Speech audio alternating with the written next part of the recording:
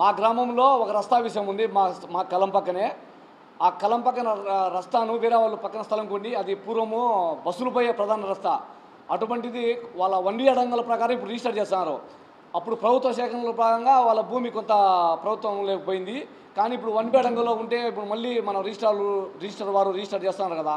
అట్నే మన 4 ఏళ్ల కిందట ఒక ఆమె కొని రస్తాను ఆక్రమించాలని చూసింది. దానికి మేము అడ్డుపడుతున్నాము ప్రధానంగా. అందుకని చెప్పేసి ఆమె కూడా మా మీద కేసు పెట్టలేదు. ఆమెతో కూడా బలవంతంగా కేసు పెట్టినాడు. ఆమె కూడా వద్దు సార్ అని భంగపోయింది. మీరు చూడండి, ఆయన ఒక ప్రెస్ మీట్లో వీడియో రిలీజ్ చేసినాడు కదా, ఆమె సంతకం పెడతా అంటే చెయ్యి వణికిందని. ఆ చెయ్యి వణికింది మా మీద భయంతో కాదు, ఏదో మేము తప్పు చేసినామని కాదు.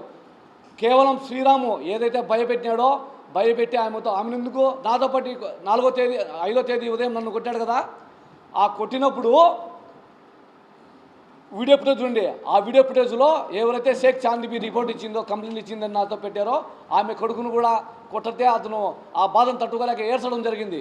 ఎందుకంటే వాళ్ళ అమ్మకు భయం పెట్టాలని 5వ తేదీ ఉదయము ఆ పిల్లగాన్ని కొట్టి 5వ తేదీ ఉదయము ఆమెతో 5వ తేదీ సాయంత్రం ఆమెతో బలవంతంగా కంప్లైంట్ ఇప్పించాడు. ఇది కావాలంటే సవాలుకు స్వీకరించమండి. విచారణకు అతనిలో నిజాయితీ ఉంటే కనుక వీడియో ఫుటేజ్లన్నీ పత్రికాముఖంగా రిలీజ్ చేయమని చెప్పండి. గౌరవ ఎస్పీ గారిని కూడా నేను కోరుతున్నా, ఇది మేము కోరాలంటే చట్టపరంగా కొంత ప్రాసెస్ జరుగుతుంది, ఆలస్యం అవుతుంది. మీరు కనుక అతనిపైన చర్యలు తీసుకోవాలంటే 5 నిమిషాల పని. ఆడ కూర్చొని మొత్తం 4వ తేదీ 5వ తేదీ 6వ తేదీ మీరు వీడియోలు తీయండి. సీసీ ఫుటేజ్లు స్టేషన్లో ఏవైతే ఉన్నాయో మామూలుగా గౌరవ సుప్రీంకోర్టు కూడా స్టేషన్లోని వీడియో ఫుటేజ్లు 18 నెలలు రికార్డులు భద్రంగా పరచమని. అది మరి ఈ రికార్డులు భద్రపరుస్తాడా లేకపోతే ఏమైనా చేస్తాడా అనేది తెలుస్తుంది. అయితే దీనిపైన ఎస్పీ గారు చర్యలు తీసుకోవాలంటే 5 నిమిషాల పని.